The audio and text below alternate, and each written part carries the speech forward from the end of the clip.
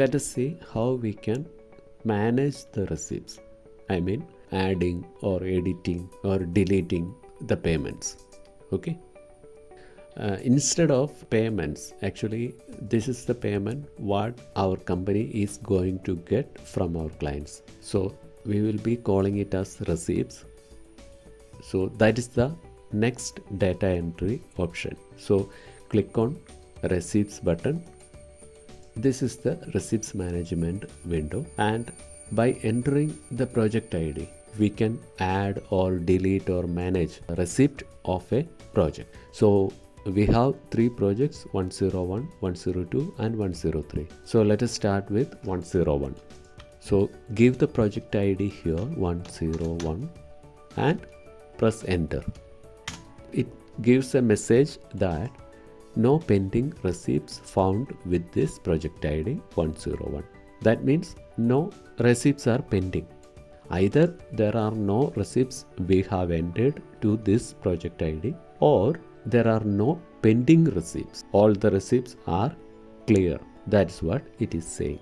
Let us click on OK to hide this window. Okay, we got the project name here, demo project 1. That's the project name of 101. So what if we are entering a project ID which is not valid? I mean the project ID which is not available in the database. We know that we have 3 projects, 101, 102 and 103. Let us enter 110. Okay, we know that this project does not exist. I'm just entering the project ID which is not available in our database and pressing enter. It gives the error message. Says that unable to retrieve the provided project ID 110. Please ensure the project exists. This means we haven't entered the project ID to our database 110. In that case, we have to click on OK to close that window, cancel the receipts management window and go back to projects. Enter the project ID here 110 and feed the data first. So that means the project ID must be existing in our database to enter the receipt informations. Okay, come back to receipts and click on receipts button. The receipts management window is open. So let us give the project ID to enter the data. So 101. It says no pending receipts found with the project ID. Click OK or press enter. The project name is displayed over here. Now we can give the receipt data. It is starting with the document number. So the document number is nothing but it can be a invoice number or receipt number or whatever. Okay, this just for a reference between you and your client. So I'm just entering a dummy document number.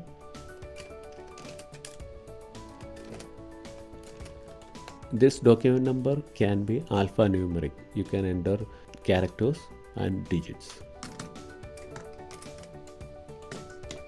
Next is currency. You can enter any currency here. The default is USD. And here comes the amount. Please enter the receipt amount here. Okay, and press tab. So it has moved to due date. So with this due date, by hovering over this text box, it gives a small information. Double click or press enter key for current date. So if I double click on this field, it will give us the current date, or press enter. Okay, I'm just going to press enter here.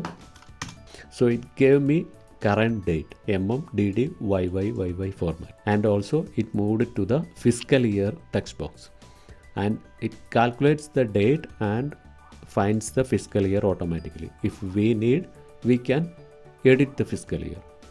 Okay, this is based on US standards. So I'm just giving a older date here, the due date 08.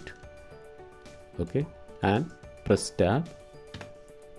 Say fiscal year was 2025, since we changed the month to 08, fiscal year became 2024. Okay, and next, receipt date. Receipt date is the date on which we receive the payment from our client. So this can be given when we are getting the payment. That time we can open this receipt management window, give the project ID. Okay, I will show you that later. So for time being, I'm just keeping it blank. This is also same. If we press enter key in this field or double click on this field, it will give the current date over here. That is just to help the data entry process. And next, here comes the last notification sent on date, and for the set of intervals dash days. This will be filled once this data is notified to the client. After that, this data will be filled over here. Now let us click on add. Fine. We have added our first receipt to project ID 101. And if we need, we can keep on entering other receipts. So let me enter another one receipt.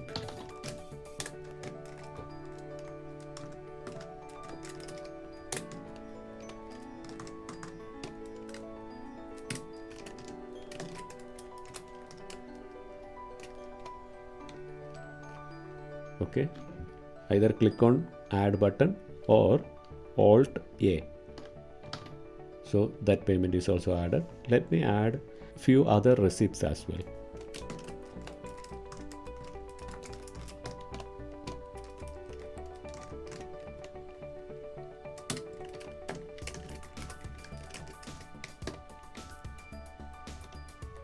You may please note one thing. Here we enter the due date as MMDDYYYY format. However, here it shows in DDMMYYYY format. Because I am using the system now in India, so it shows the date in Indian standard. So if you use it in US, you will be having the date in your own format, native format.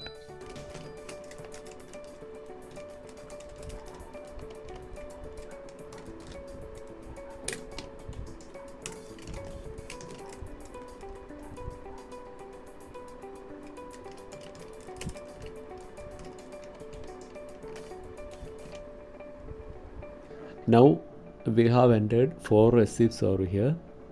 The first one, this is already too late, and this for the last month, and this is also late, but this receipt not due yet.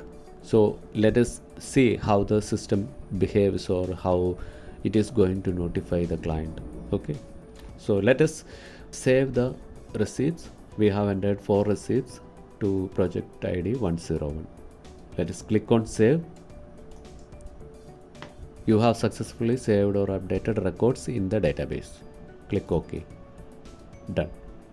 We have entered the receipts to the project ID. Now to close this window, click on cancel. The receipts entry is completed. If you wanted to recheck or confirm, or you wanted to see what are the receipts pending for a project, click on this receipts, give the project ID 101, press enter. You can see all the pending receipts for this against this project. Okay, so I'm just cancelling this now. I'm going to enter another project, a new project 102. It says that no pending receipts are found. Just a warning. Click OK. The project name is listed over here, displayed over here.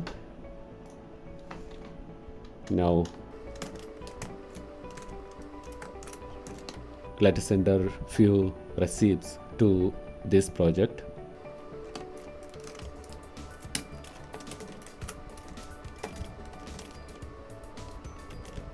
Okay, we have added one.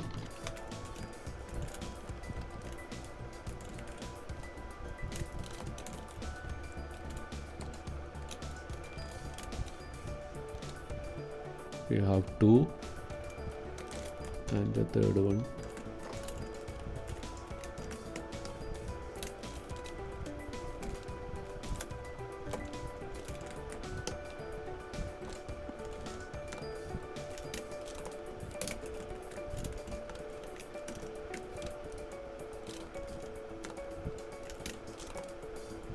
Okay, we will keep it on today's date.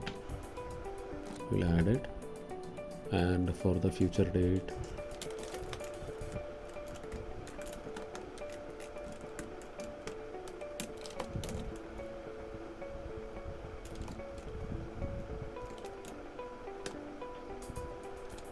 okay. Now we have 5 payments to project ID 102. Okay, let us save it by clicking on save button or Alt S. You have successfully saved or updated our records in the database. Click OK. Done. So we have entered payments for 101 and 102 project IDs. Let us add for project ID 103 as well. No pending receipts are found. Okay, the demo project 3. So let us enter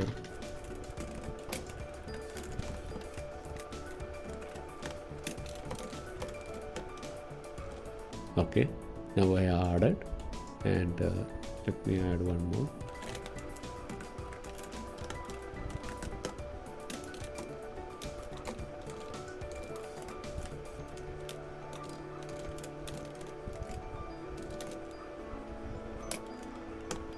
The due date is on November 15th.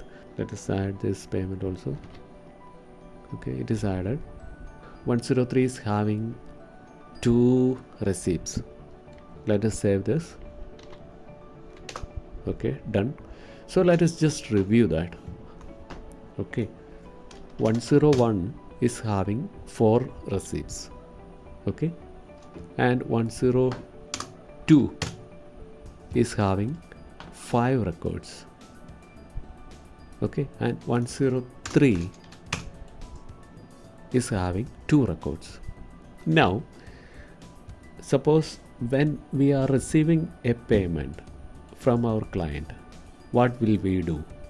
Okay, so just click on receipts. Once suppose you are getting a payment from client for a receipt. Okay, click on the receipts button and you will reach the receipts management window. Give the project ID here. Let us say 103. We have very old payment here pending, and double click on the payment which is received. So it is listed over here. The data are displayed over here. Now you double click on receipt date. So it will give the current date over here, and you can edit it. Suppose we received the payment yesterday. So let us make the date to 4. Let's make the date to yesterday and update it. Click on update button.